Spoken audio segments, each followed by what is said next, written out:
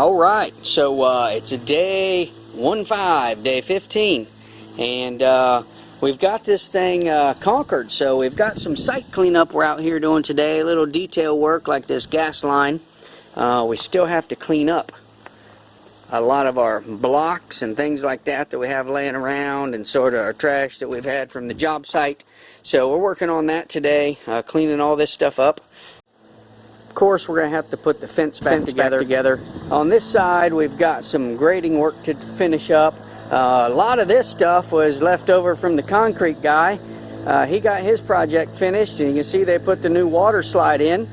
On our side, you know, we're going to track through here a little bit, so I told him I'd do the grading work, so we have to repair the fence over here, and just some general cleanup of our tools, things like that. So we're going to show you what this looks like, and hold tight, because just here in a little bit I'm going to show you the finished product, but we have a little bit more site cleanup and some work to do before I do that. So I'm happy to say I'm going to show you the wrap up here in just a little while.